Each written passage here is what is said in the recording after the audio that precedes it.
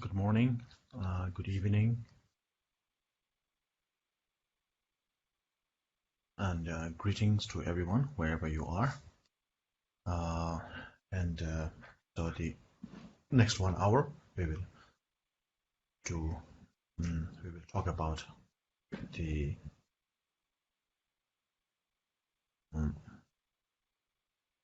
the qualities, the qualities of the teacher, and how to follow the teacher, as spoken in the sutras, as spoken in the commentaries, and especially as detailed in the book Words of My Perfect Master.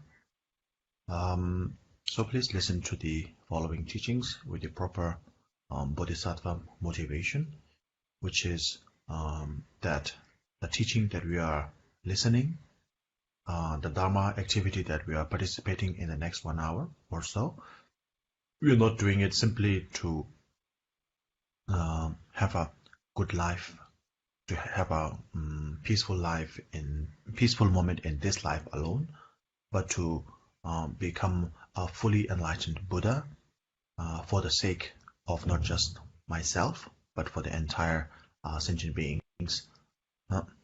When you have such a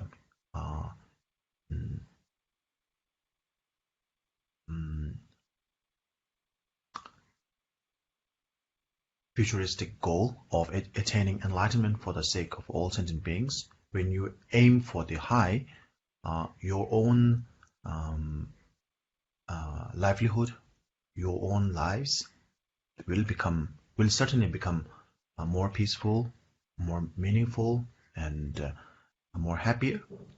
But if you aim simply for that, then it will become very narrow-minded. If we simply seek our own happiness and ignore or neglect everyone else, then we become very narrow-minded and the benefits will be minimal.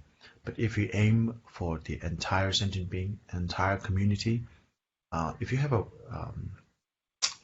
in short, if you have a bigger goal, then the smaller goals are achieved in naturally.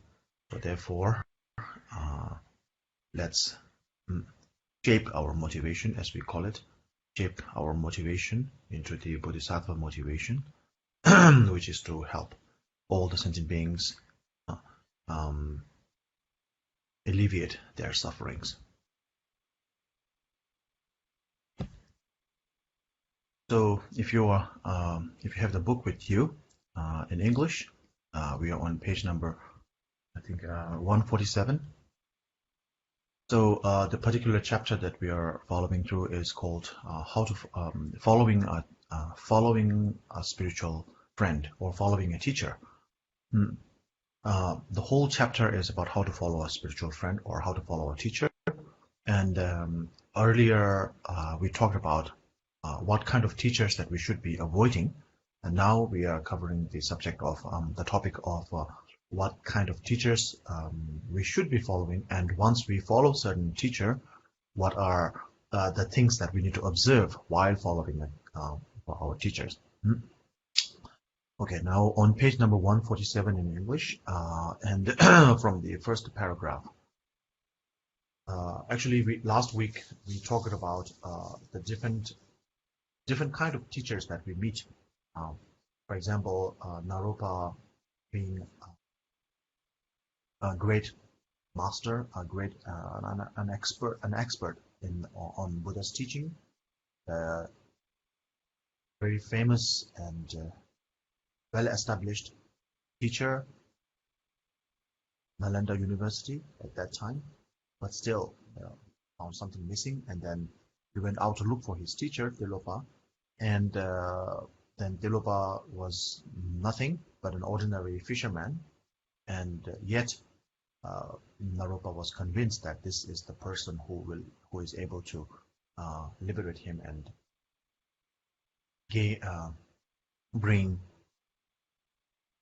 make him achieve spiritual attainments, spiritual realizations, and so therefore he followed through and he went through different trials and errors, and then he got fully enlightened. by properly following Master Telopa. So now, if you meet Telopa on the street, he looks like a beggar, yeah, like half dressed, and then he was not only eating fish, but he was actually fishing. He was actually picking the fishes from the sea, from the river, and so on and so forth. Anyway, now that was one kind of way of following the teacher, right? So Naropa, no matter how Telopa appeared, he stood his ground. He was confident, and he was very strong-willed in following his teacher properly, and he was not bothered by the appearance of his teacher, and so because of that, Naropa was able to attain enlightenment in a very short time. Now, what we begin today is the complete opposite of that. There was one monk named Sunaksatra, and that was Buddha's half-brother, so he's a relative to related to the Buddha, and he served Buddha for about 24 years, and then he knew the 12 categories of the teachings in the Pitaka. So the Pitaka is the Buddha's teaching. There are 3 Pitakas. It's called Tripitakas. The Pitaka means basket. So there are 3 baskets. Buddha's teaching can be divided into 3 baskets. One is on discipline, one is on meditation, and one is on developing wisdom. And those 3 Pitakas, 3 baskets, Tripitakas, can be divided into 12 more categories. And so that is the vast and breadth of the Buddha's teaching, width and breadth of Buddha's teaching. And that monk Sunaksatra, he was actually memorized. He actually knew those teachings by heart. But he was serving the Buddha, he was with the Buddha for all his life, half of his life almost. And for all his life following the Buddha, the only thing he could see in the Buddha was flaws and the faults. And no matter how close he was with Buddha, no matter how closely he observed the Buddha, he could see only the flaws and no qualities, no virtuous qualities in the Buddha. So, Buddha used to have this, an aura, like a hollow light permeating from his body. And so that is the only quality that he sees in the Buddha. Apart from that hollow light, apart from that light that is permeating from the Buddha's physical body, there's nothing with the Buddha. Nothing what he said, everything Buddha said, it's like, untruthful and cheating people. Everything that Buddha does is pretentious. Even the Buddha's thoughts are malicious. And he could see only error and only negative things with the Buddha, even though he stayed with the Buddha for 24 years. And for that reason, he was fed up with the Buddha, and then he gave up. He no longer followed the Buddha, and he left the Buddha, and then Buddha's other cousin, Ananda, became Buddha's personal attendant.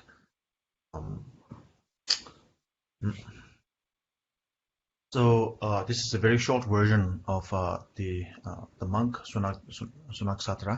Sunaksatra's account. But they're actually in the Vinaya Sutras, the discipline, the monk's discipline, right? The precepts, the monastic discipline, sutra describing the monk's discipline. There were many accounts of where Sunaka Sutra tried to violate those different the vows that were that the monks took from the Buddha. So every time he tried to find the loophole in the in the Vinayas, and then try to find the loophole, and then try to bend or break or manipulate the rules that were set by the Buddha. And he kept doing that for many years.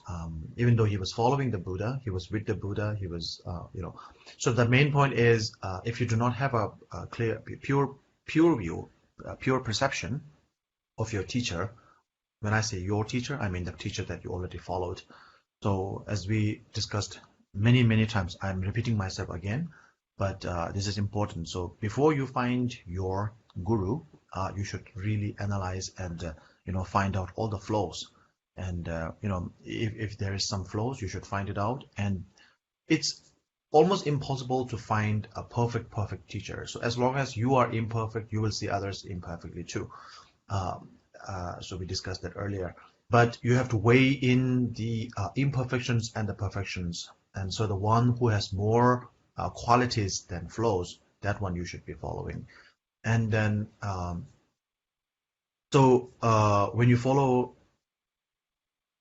before you follow someone as your teacher, before you follow someone as your teacher, you have to analyze. But once you accept that person as your guru, then whatever flaws that you start seeing in that person, you should see that as your own imperfect guru. Yeah, right, correct. So the main point about the Sunaka Satra, or in Tibetan we call him Gelong Legbe Karma. So him, the main point is that if you once you accept someone as your teacher, there may be you may and actually you will see lots of imperfections and flaws with your teacher, but then you have to understand these are your projections of your own misconceptions and the karmic the delusions. So as I said last week, like when I explain this kind of thing, it may seem as I'm trying to scare you, and I'm trying to kind of enforce you into believing, into having faith in the guru and things like that. But that is the actual reality. Once you have a strong faith towards, devotion towards your guru, then your practice starts to bloom, to flower.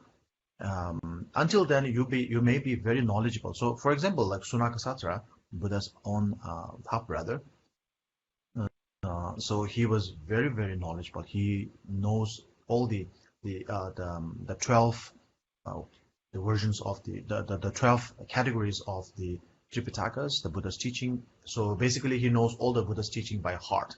And if you ask him any question, he has all the answers. So he's a very intellectually, highly intellectual person. But at the same time, he was kind of dry in his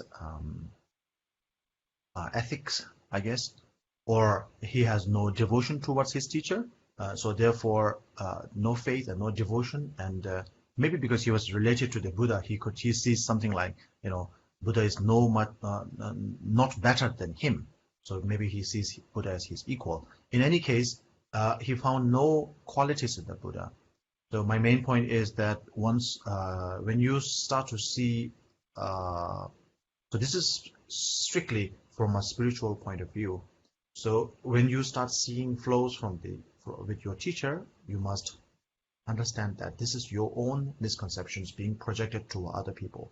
So from my own experiences, this is quite true. I have seen flows in my Dharma friends. I have seen flows in my teachers. I have seen flows in many people. And then I literally thought, like when I was much younger, I literally thought that these people, all those, my teachers, my Dharma friends, my senior Dharma friends, they all have these negative qualities, negative aggregates. And as I grew older and I observed myself more and more, all these negativities that I see in other people, such as my teacher or my relatives or people, my spiritual friend, Dharma friends, as well as my non-Dharma friends, I began to see that most of those, this is just my observation, okay? So when I observe myself carefully, all the flaws that, for example, if I find somebody, like one of my Dharma friends to be very jealous, one of my Dharma friends to be very ambitious in a bad way, right? Like just for looking for fame or money or that kind of thing. So all the flaws that I see in other people, and when I observe myself, and when I question myself, and I respond to that question, when I become the interrogator and the interrogated myself, and when I start to become truthful, when I start to speak the truth to myself, then I began to see that most of these things are impositions, like these images, these so-called realities are imposed by my own, and once I find that out, it was actually very liberating. So that's my personal experience. In any case, in the sutra also, in the textbook also, it mentions that these are our own karmic delusions. So therefore, I will explain more about that in later. But mainly, once you start to accept someone as your teacher, then you should try to. This is what mind training is all about. You know, lojong or mind training is all about. So you can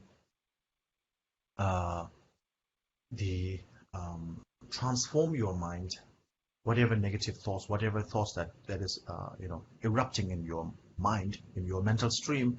You can actually, if you have some negative thoughts about your teacher, your Dharma friends, your parents, or anybody, you can actually convert them into something positive. And that is the power of spiritual practice. That is the power of Dharma practice. That is the power of Guru devotion.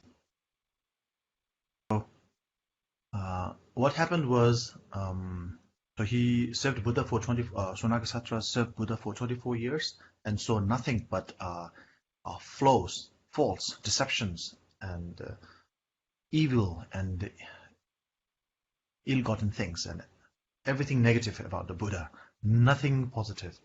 The only positive thing that he saw in the Buddha was the light that the Buddha was emitting from his body. Except for the light glowing from the Buddha's body. That was the only quality he saw. And this is the observation that he made. There's a line here. It goes like this. The second paragraph. Apart from the light around your body 6 feet wide, never have I seen in 24 years as your servant even a sesame's seed's worth of special qualities in you. As for the Dharma, I know as much as you do, and will no longer be your servant. So that is what Ananda said. And as we discussed earlier, I think he was very prideful. He was very proud. He thinks Buddha as his equal, or if not more. Actually, that was the same sort of thought. The Devadatta also had the same thing. So Devadatta was also one of Buddha's disciples, was following the Buddha even, initially, because Buddha was a very famous, very popular teacher at that time. So just like Sonakasatra, Devadatta was also following the Buddha. But then eventually he thought Devadatta also knows all the sutras by heart, just like Sonakasatra. And Devadatta is also Buddha's cousin. And so Devadatta became a monk. He was very, very, very smart, extremely smart. And he memorized everything. He could answer all the questions, very good. But at the same time, he thought he was better than the Buddha. And then there were people who actually follow him. I mean, following him as well as the Buddha. And then he told those people, so the number is supposed to be like 500, maybe it's more than that. So it's a large number anyways. So in the sutra, it says 500 monks. This is in the Vinaya, the monastic rule, the sutra or the monastic discipline. In the Vinaya Sutra, the Devadatta told the 500 of his followers that, Buddha Shakyamuni does this, and that. all these things, and which is, not worthy of being, not worthy of veneration. So if you follow me, I'm going to stop doing this, this, and this, and that. So anyways, there's something called the 8 virtues of Devadatta. So Devadatta has 8 superior virtues than the Buddha. And then, so people thought that Devadatta was superior than the Buddha, and flocked after him and left the Buddha. And that was actually during when the Buddha was out of town. So Buddha was not in the in his residential area. At that time, whenever Buddha goes, there will be thousands of monks, sangha, following him in general. So one time Buddha was out of town, out of station, and then Devadatta actually conspired with 500 or so sangha of his monks, the monks who were following him, and told them, let's start a different sect. And then they started, and then that was the first rift, first divide in the sangha during the Buddha's time. That was the first divide, and that was instigated by Devadatta, who was the Buddha's cousin, and he was very well learned and all that. So if you remember, I told you many times, doesn't matter if the teacher is famous or very learned or not learned. Of course, it serves you better if the teacher is learned. But if the teaching is dry for you, if the teacher is very famous in general, very popular, everybody venerates that teacher, but if you seem to have no connection with that particular teacher, then you should avoid, taking that person as your teacher. You may or may not go to listen to his teachings. Sometimes you may do, sometimes you may not. Again, this is from my personal experiences. There are some of my teachers who are not famous at all, very, like if you meet them, they are less than ordinary people, and then I really see them as Buddhas, enlightened beings, and I really follow them. And then there are many great, famous and great teachers in general. I don't think they are fake teachers, right?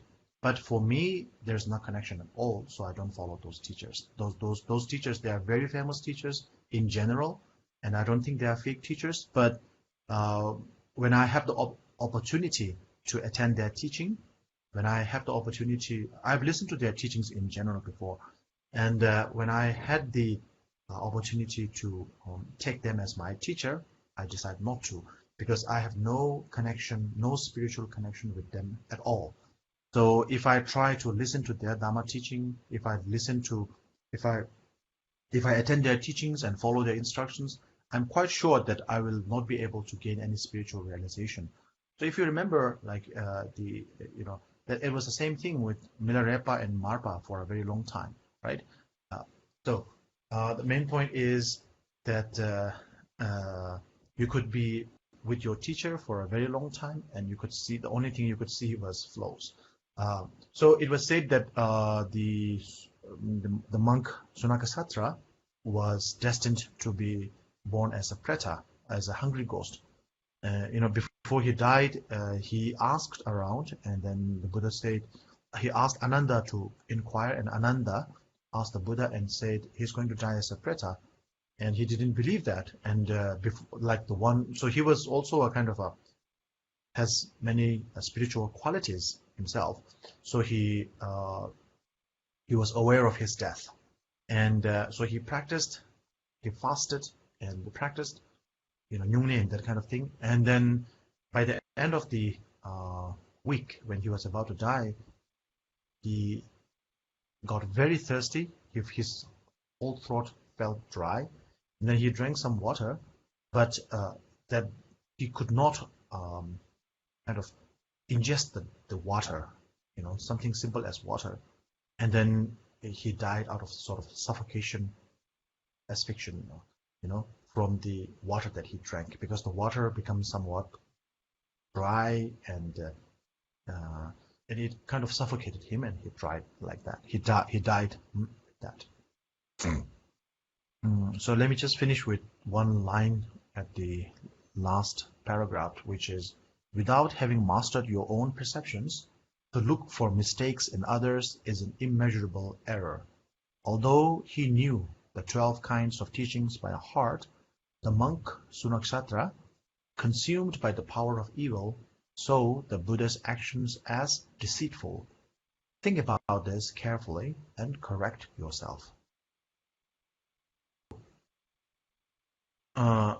Now these are the instructions that you should follow. This is the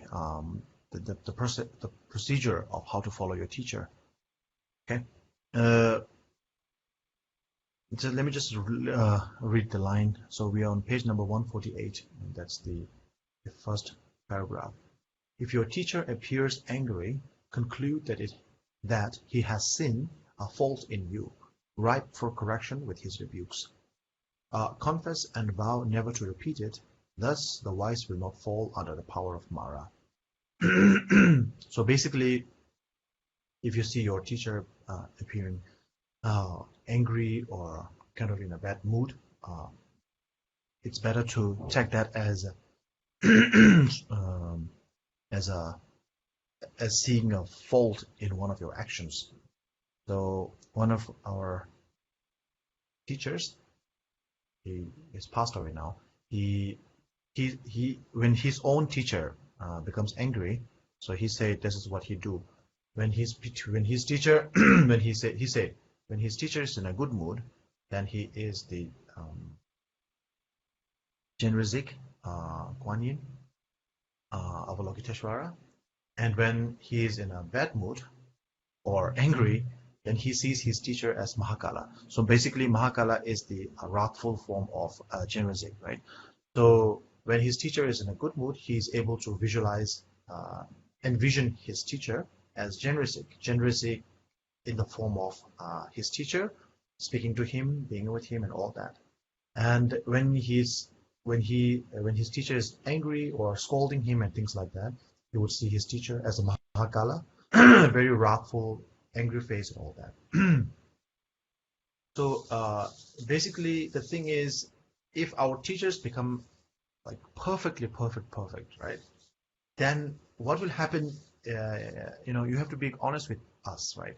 I mean, honest with yourself. This is the thing. When I start to become honest with myself, then I started to progress in my spiritual practices. When I start to just copy others without, copy others aesthetically, just on the surface level, going to the teachings, attending the pujas, prayers, doing what everyone else does, but without observing myself and without being truthful to myself, I have seen on those occasions, on those years, I've never progressed as a spiritual practitioner. So only progress that I could make was when I observe myself, right? When I introspect, and then not just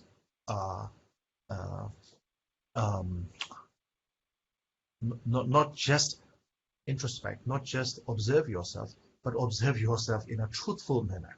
If you observe yourself and just make excuse for every flaws and faults that you have made, every erroneous action that you have taken, if you make excuses, then you will never progress. That is the reality. So,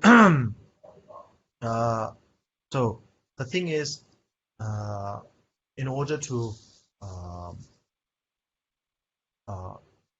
progress spiritually, you need to observe yourself truthfully, and also, and in that manner, when you are being truthful with yourself, just imagine if there is a perfect teacher without any flaws,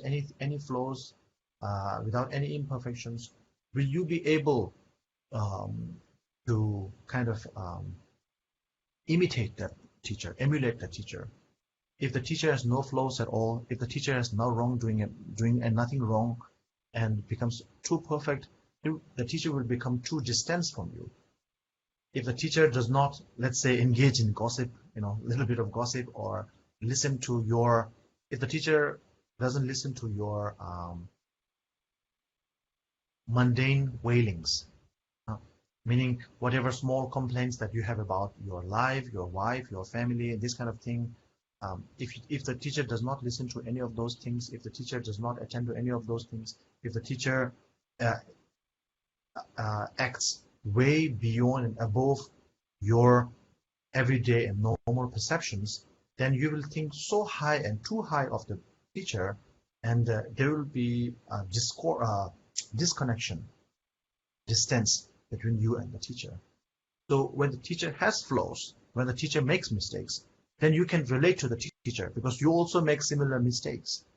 And so therefore, you can learn from the mistakes and the mistakes that the teacher makes and how he or she rectifies those mistakes. This is actually teaching, teaching in an example, teaching not just in verbal teaching, but teaching in action. When the teacher makes a mistake and then rectifies that mistake, it teaches you, it tells us that when we make those similar kind of mistakes, then that's how we should, rectify them. When you attend a dance class, dance class, or music class maybe, the teacher cannot just say everything, explain everything, whether it's a music class or a dance class. If the teacher keeps just saying how it should be done, theoretically, you are never going to learn how to sing or how to dance. The teacher, if it's a music teacher, the teacher has to sing the song or play the music at some point in the lesson, so the student can emulate. And the teacher will, make a wrong move, say da, da, da, da, da, and then don't do this, right? And that's how you learn. The same goes with dance steps.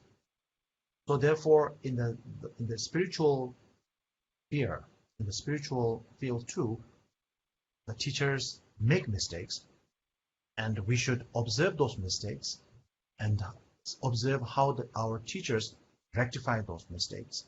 And that's how we learn, and that's how we grow as a spiritual practitioner. So let me conclude by reciting the 2 lines.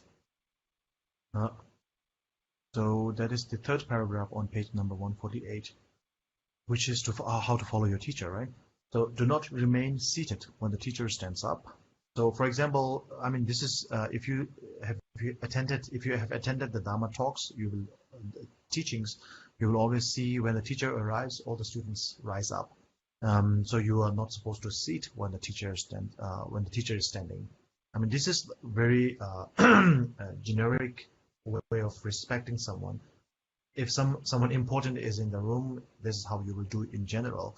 If some important guest come in to your house, you will generally stand up and ask him to sit and serve something, so on and so forth. So this is a very commonsensical thing, but in any case, it was stated here. So do not remain seated when the teacher stands up. When he sits, solicitously bring him all he needs. So basically, when your guest arrives in your house, you will serve something. So very similar in that manner. Walk with him neither in the front, nor behind, nor right. So right is supposed to be higher, and left is supposed to be lower. So you don't walk. If you are walking with your teacher, you don't walk on the right side. Of course, you don't walk before your teacher. If you go to countries where they practice Theravada Buddhism, you will actually find that it's not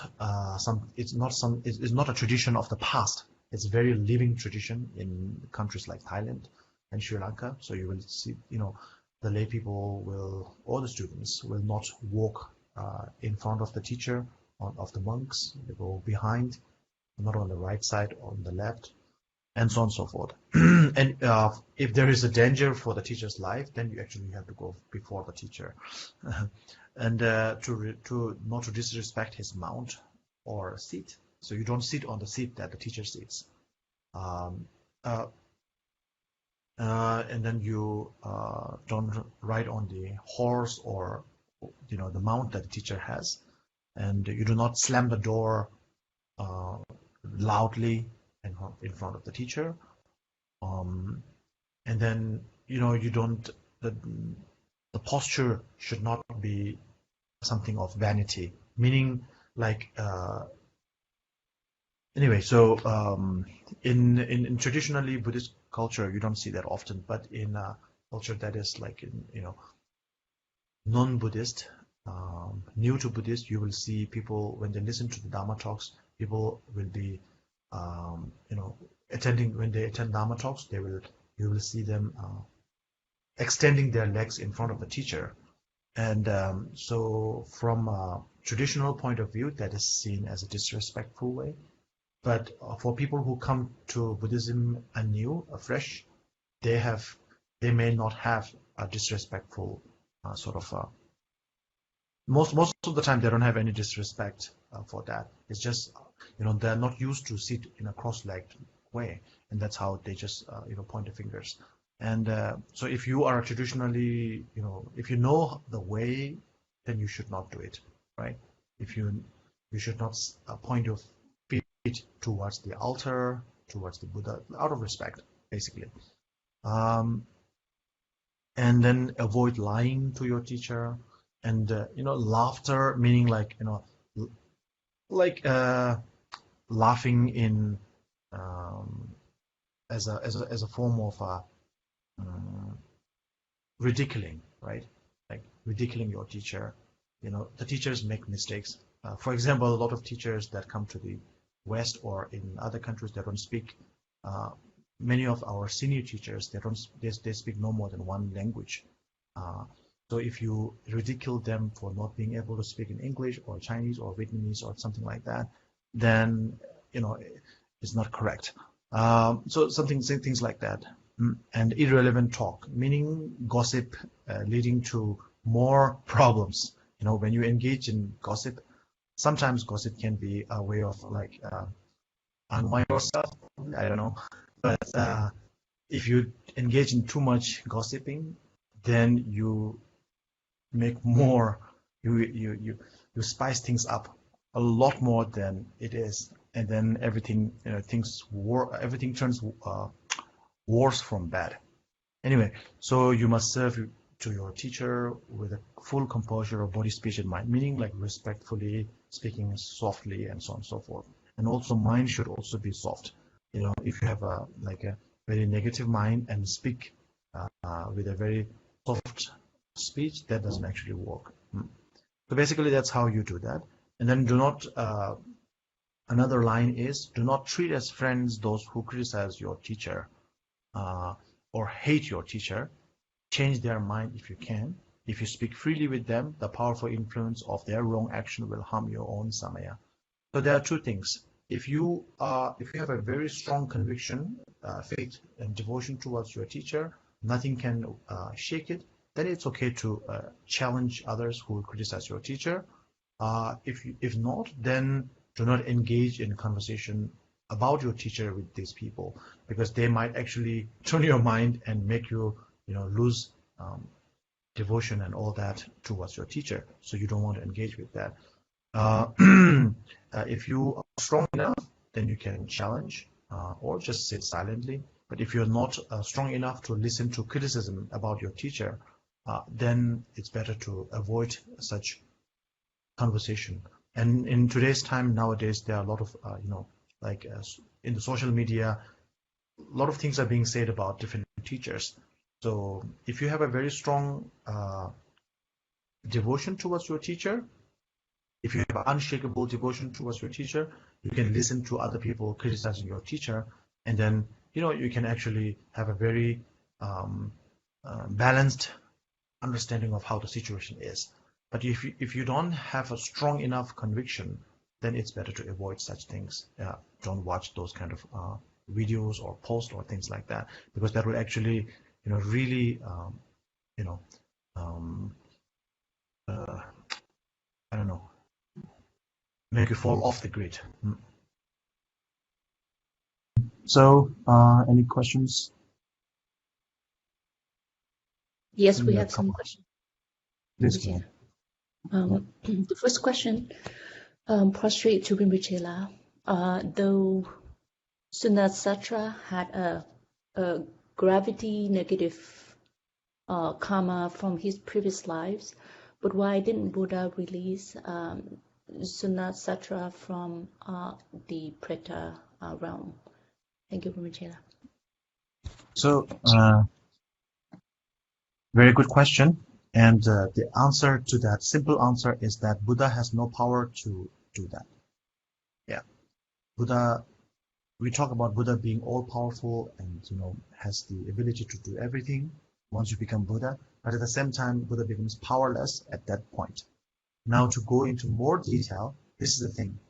There's something called the karmic influence of sentient beings, or basically karma. And then there is the unsurpassed abilities of the Buddha. So basically, the power of the Buddha and the power of karma are equal. So they are always like a scale, two plates of the scale. So if none of them are heavier than the other, none of them are more powerful than the other. But if Buddhas, if when we talk about Buddha being all powerful and all that, it doesn't mean the Buddha can liberate sentient beings from the negativity, from the influence of the afflictive emotions and so on and so forth. If that is a possibility, then Buddha would have liberated all the sentient beings, not just his own cousin Sunakasatra or Devadatta, but all the sentient beings, because that's the goal. Buddha wanted to liberate all sentient beings. That is why Shakyamuni, Siddhartha Gautama became the Buddha in the first place. So if he could do that, he would have done that. That he cannot do. If you remember, there's the same. I have used that quotation several times. That quote: "I cannot wash away your sins. I cannot give you my attainments. The only way to liberation is through the teachings that I have shared with you, which you must practice and liberate yourself." That's what Buddha said simply. So Buddha can only show you the way out. So no matter what. So simply put, Buddha is powerless when it comes to saving sentient beings that were already whose karmic effects were already ripened.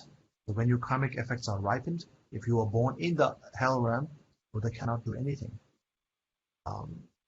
So in general, that is the theory. Okay, but there are some exceptions, which is like a great bodhisattva. Okay, so this is an exceptional story. A great bodhisattva, when a great bodhisattva, because that bodhisattva is through such a deep compassion, strong compassion, sees that animal or the sentient being, Preta, the hungry ghost realm, wherever, sees them suffering, and then the bodhisattva might actually kill that animal, or kill that sentient being, in order to release that creature from agony. So if you have watched war movies, you see people, when they were like totally wounded and you cannot save them, they're going to suffer a lot. Sometimes they have to shoot their own comrades. So it's very similar, this is not, I don't know whether you can call them compassionate or not, but, there is certain aspect of camaraderie. I forgot the word. So there is a sense of brotherhood and all that, and then you have to kill your own, comrades in order to alleviate their suffering. Similarly, a bodhisattva can do that. So that is a totally different thing. So Buddha cannot go to the hell realm and save someone and bring them out. We have 3 more questions. Should I read them all now, or are you going to answer all today, or are you just going to read that one more? Maybe one more, then we stop, yeah? Okay. I'll read. How many more? How many more we have? 3 more, but I'll read the second one. 3 more? Oh, maybe just one, yeah. Okay. So I just so prostrate Rinpoche, how to pass faster with regard to my guru as a Buddha fabricatedly, to see my guru as a Buddha naturally. Thank you, Rinpoche. Yeah. So basically, the question is about converting or changing the simulated form of guru devotion or guru yoga, or viewing your guru as the Buddha, right? From the simulated form to the natural form or non-simulated form. So from the fabricated form to the natural form. So that's the best line of the question. So I'm always skeptical when people ask, like, what's the fastest way, what is the easiest way, that kind of thing. And that shows, you are when you wanted the easiest way out, the shortest way out, when you wanted the simplest form and this kind of thing, that actually tells, maybe you're not really prepared to go the full length. Of course, there are. Anyway, the thing is,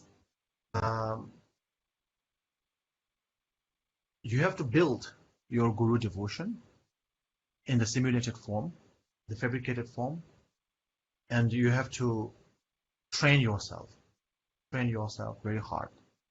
If you want to get somewhere very faster, right? That's the question, right? Fast forward, very easy, very fast, all that. So, okay, this is the thing. If you want it easy, you cannot have it fast. If you want to have it fast, you cannot have it easy. Anyway, so if you want to have it fast, then you have to work very hard.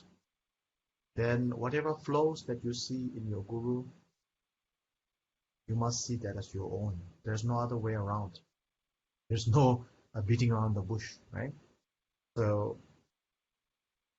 you have to accept all the flows as your own.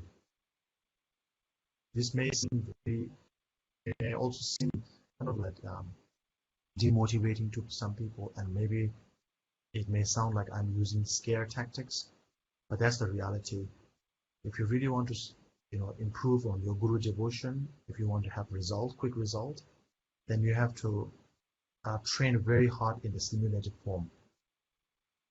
Whatever negativities you see around your guru, or not just your guru, but around all the sentient beings that you dwell with, that you deal with on a daily basis, you should be able to see all that as your own force.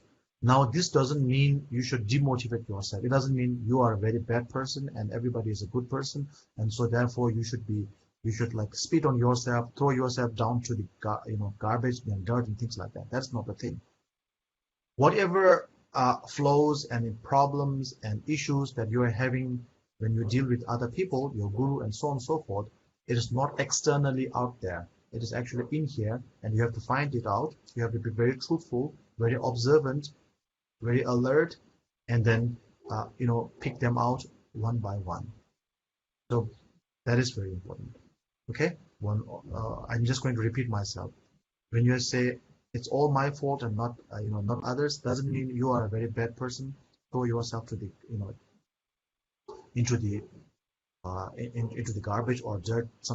I'm not saying that. Okay, what I'm saying is whatever flows that you see on other people is a projection from within, not from without.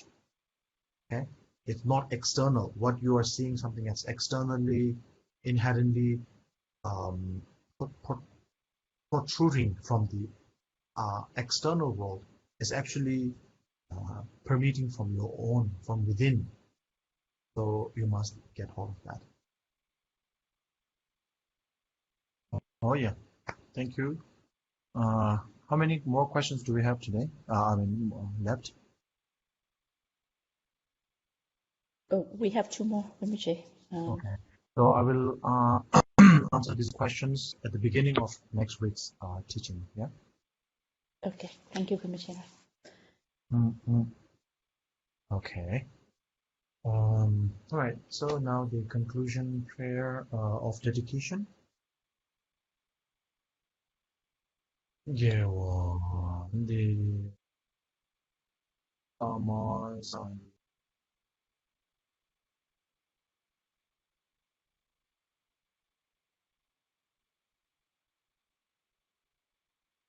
Jonjo Zenjo Renbo. Yewa Nyamba Neba.